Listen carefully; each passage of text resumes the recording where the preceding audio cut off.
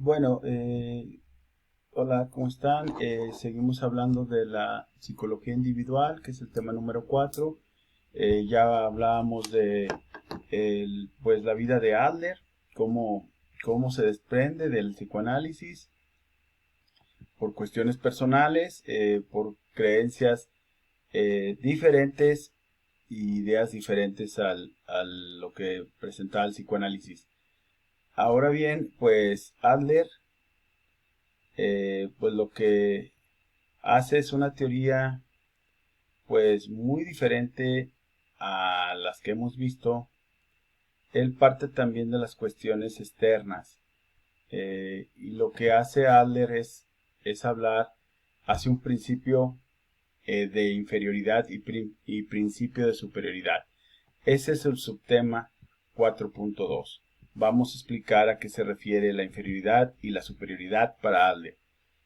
Según Adler, los sentimientos de inferioridad siempre están presentes como una fuerza motivadora, es decir, de esas cuestiones inferiores del ser humano, saca las fortalezas, eh, y pues esto lo lleva a revertir esas cuestiones inferiores para llevar a cabo una vida de superación, por así decirlo. Albert Alfred dice que el ser humano significa sentirse inferior, pero que el crecimiento individual se obtiene por medio de la compensación, que hay una compensación en la inferioridad, es decir, de los intentos por superar las inferioridades reales o imaginarias. A lo largo de la vida, estas personas inferiores les mueve la necesidad de sobreponerse a esos sentimientos y tratar de alcanzar niveles más altos del desarrollo. Aquí Alder, pues vemos totalmente su idea, ¿no? Su idea de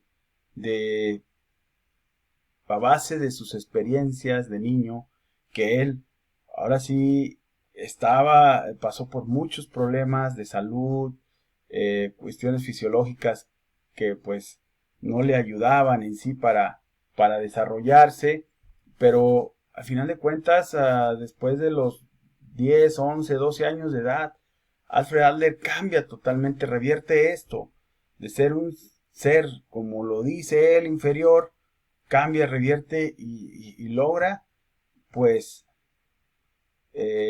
ahora sí que revertir o revierte todo lo que él eh, carecía y pues se desarrolla totalmente. Esto de la inferioridad o de sus mm, padecimientos hizo que fuera más fuerte. El complejo de inferioridad es el estado que presenta cuando un individuo no es capaz de compensar sus sentimientos normales de inferioridad.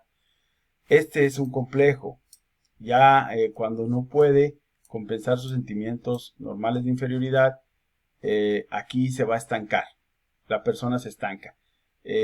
Algunas ocasiones no se estanca, revierte esta situación y se desarrolla. Pero en esto ya cuando hay un complejo de inferioridad, allá nos habla Alfred Adler que se estanca y cae víctima de ese complejo de inferioridad. Eh, en esta la situación de sentirse menos es demasiado poderosa para ser superada y la persona acepta un exagerado sentido de inferioridad como una precisa autodescripción. Alfred Adler dice que todos los neuróticos tienen un complejo de inferioridad. Es por eso que los neuróticos, por su padecimiento, ya el trastorno que ellos tengan, pues no pueden salir adelante. No ven que les está afectando y esto hace que su relación con los demás pues sea deficiente. Ahora bien, una gente no neurótica tiene sentimientos de inferioridad, pero solamente en su forma exagerada, cuando sobrepasan los intentos de moverse hacia el sentimiento más alto y estanca el crecimiento, se dice que tiene un complejo. Es cuando se estanca el crecimiento, hay un complejo, hay algo que no pueden superar. Alfred Adler, pues en su persona sí lo superó. Él tuvo ese proceso de inferioridad, pero no se estancó. Eh, el complejo de inferioridad puede surgir de tres fuentes, nos dice Alfred Adler, durante la niñez. La inferioridad orgánica, Es decir, que pues la persona presenta en la manera, la cuestión fisiológica eh, como tenía Alder, que pues era de baja estatura. Eso también puede echar mano de un complejo de inferioridad. Los mimos excesivos, es decir, consentir mucho a la persona, darle todo, y el descuido, por otra parte. Ahora sí que el descuidar o exagerar para darle todo a la persona, como vemos en la imagen, que es un rey, aquí el niño, pues esto también llega a crearles un complejo, y al contrario, cuando descuidan al niño, a la persona, también esto puede crear un complejo de inferioridad. Este concepto fue el concepto primero creado por Adler y aprobado por Freud cuando estaba en el círculo psicoanalítico. Él dijo, hay un complejo de inferioridad que lleva a una neurosis, y Freud lo aceptó. Hasta ahí toda la relación iba bien. El hombre, en cuanto tiene conciencia, se siente en el mundo incompleto e insatisfecho, ya en la cuestión del proceso de inferioridad, no en el complejo. Vamos a explicar que hay un complejo de inferioridad y hay un proceso de inferioridad. El proceso de inferioridad sí se puede superar la inferioridad y salir adelante. Como dice aquí, gracias a este sentimiento, el individuo se ve impulsado a analizarse, localizando sus males y enfermedades en regiones específicas de su cuerpo, lo que se denomina trastornos psicosomáticos de órgano. Eso así le denominó Adler. Psicosomático, que es psicológico y físico, psicológico y fisiológico. Adler concluyó que las partes o los órganos defectuosos del cuerpo moldean la personalidad por medio de los intentos por compensar el defecto a la debilidad, tal como lo había hecho Adler cuando él tenía raquitismo, que era una inferioridad física de su niñez o en su niñez. Por ejemplo, un infante físicamente débil quizás se centre en su debilidad y se esfuerce para adquirir una habilidad atlética.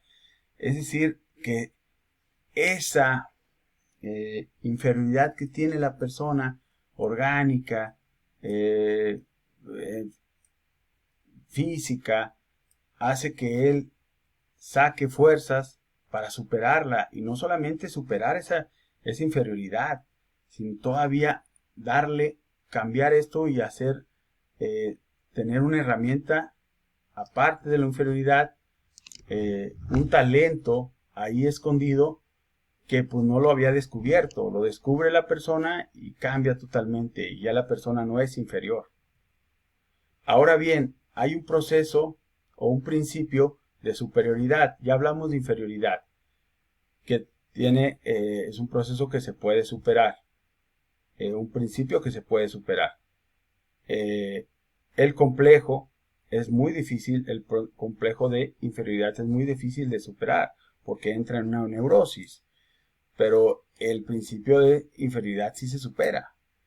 Y habla también de la superioridad, que indica que el ser humano es un animal agresivo, pues su búsqueda del poder física y simbólica para lograr sobrevivir.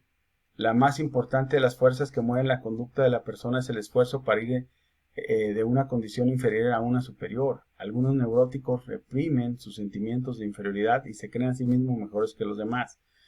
Habla aquí de un principio de superioridad donde la persona quiere poderío, no quiere superar su inferioridad, sino, y sí, es inferior, ¿no? Pero él quiere un poderío y quiere pasar sobre todos superando esa inferioridad, pero realmente no la supera.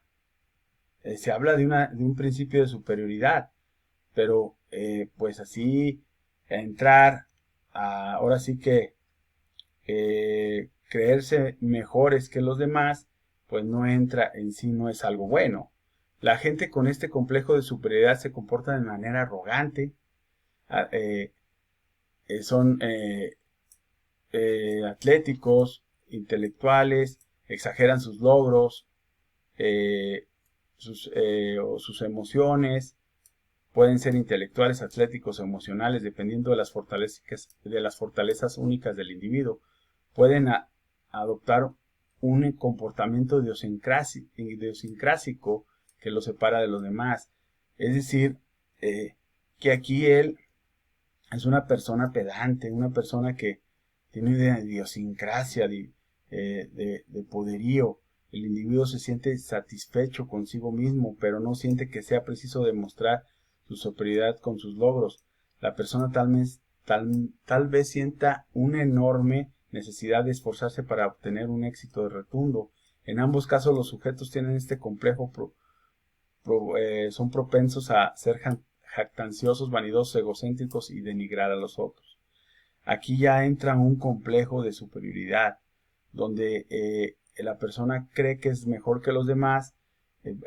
Entran muchas características que ya mencionamos: jactanciosos, vanidosos, egocéntricos, y denigran a las personas.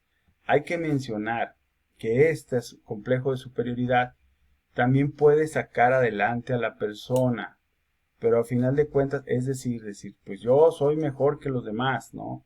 Y vamos, por ejemplo, aquí vemos a este señor, estas dos imágenes que posiblemente, o sea, vamos a ejemplificar que llegan, empiezan a sentirse mejor que los demás. Esto puede ser que sean exitosos, pero de hecho esto pues no es algo benéfico para la persona, porque esto no lo lleva a desarrollarse de una manera adecuada. Aquí es una neurosis, a final de cuentas, es algo encubierto.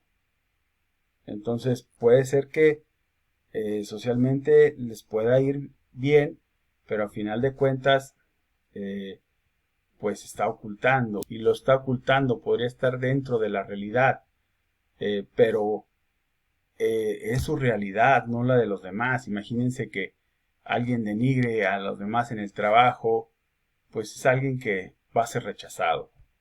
Espero que hayan comprendido estos principios de inferioridad, donde entra la inferioridad, el complejo de inferioridad, la superioridad y el complejo de superioridad. Donde ya va más allá, ya entra una neurosis, tanto en el complejo de inferioridad como en el complejo de superioridad. Pues saludos, y vamos a seguir con con el próximo subtema, que es fuerza motivacional, en el próximo video. Salud.